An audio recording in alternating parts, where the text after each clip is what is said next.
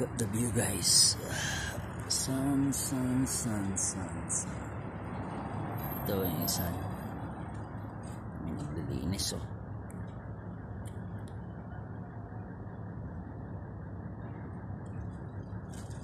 Yung naka-green na yan. That's the one who clean the streets from the government from here.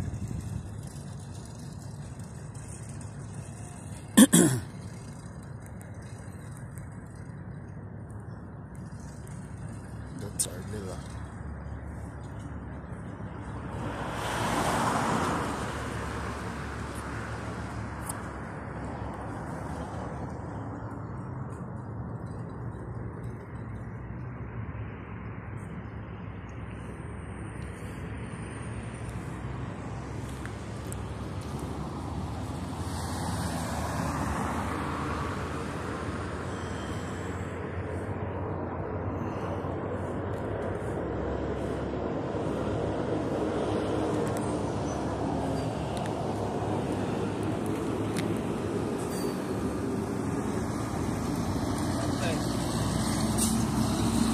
Sarado pa yata, pre.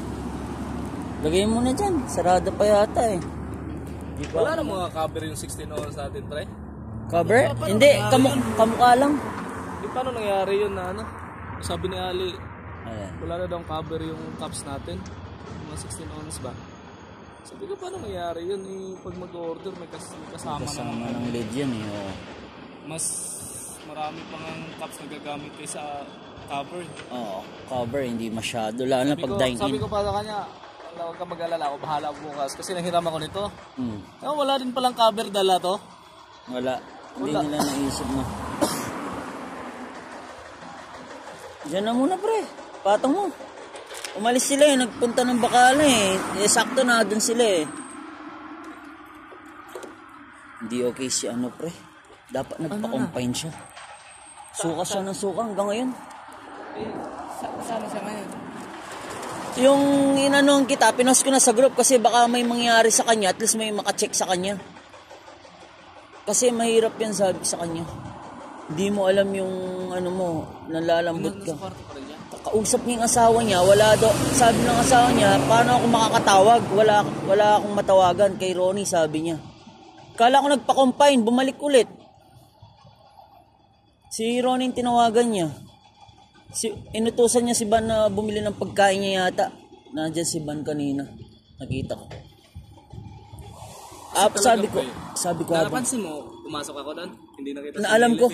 Assalamualaikum, kamo. Mahina lang na may ano mo eh. Pero alam ko, kumain na siya nun. Suka siya nun, pre. Hindi na nga sinilip, baka narinig kita. Hindi ako na ako sa higaan mo eh. Makita ko, pre. Napapasok ko. Pumasok ko diretso eh. Ginising. Ganyan na itsura niya. Uy, hindi binilip. Nakapihaya siya, pre. Nakita ko yun. Iba yung itsura. Iba nga. Kaya nag-post na ako eh. Kasi natatakot. Hindi naman ano. Siyempre. Tapos anong sabi niya sa tunawag niya? Hindi ko na kaya, sabi niya. Naawa ako kasi nag-aalala din yung misis niya, pre, kung sinong tatawagan. Wala naman siyang may friend sa atin. Sabi niya, paano kita tatawagan? O kukontak pag nasa hospital ka na. Eh, nakita ko bumalik ulit. Parang pinag-iusap. Hospital na ano? Or what? Pumunta nga sila kanina. Bumalik ulit. Iba na yung ano niya eh.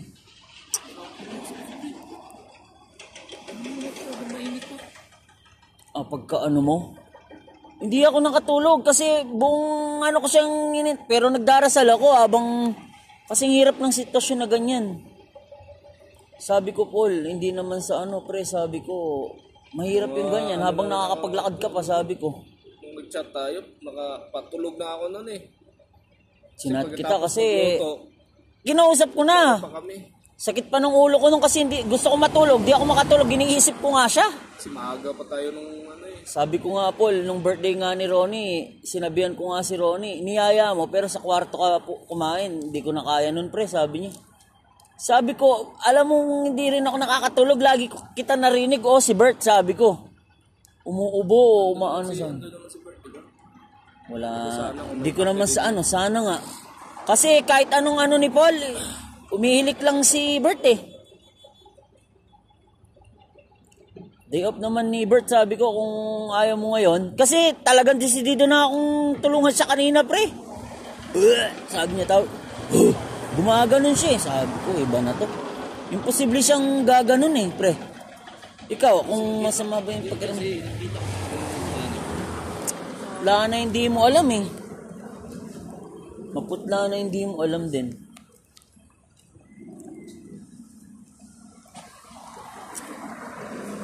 Di mo na bitawan, pre. Ayun na sila, oh.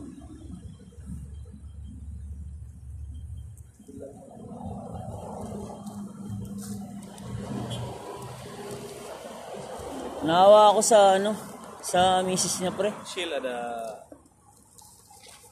ang bandana. Bandana. Sheila, no. Ade.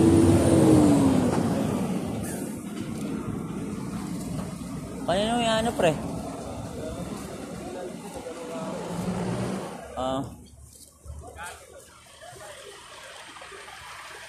Artista.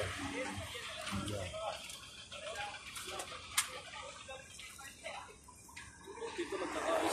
Oo, sama-sama sila.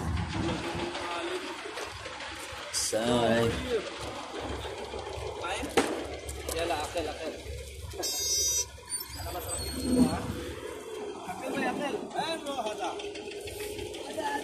Anas.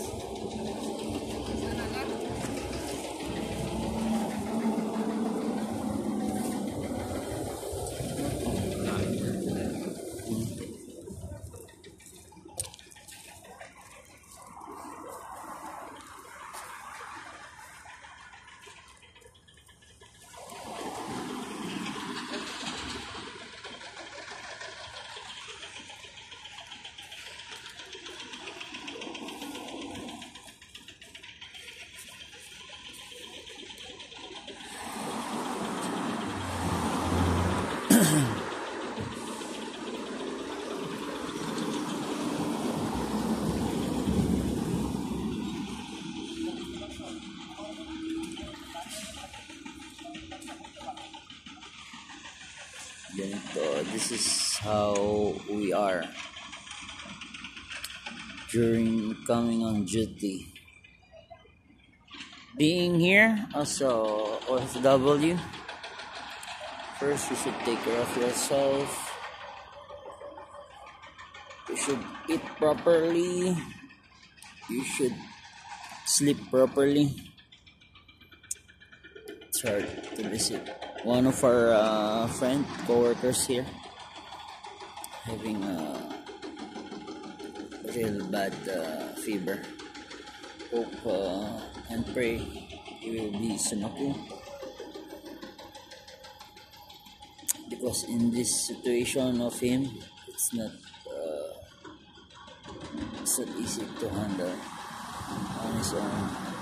How we eat, how we take care of yourself, it's really hard, especially even you have colleagues or friends or coworkers with you. No one will gonna take care of you unless yourself.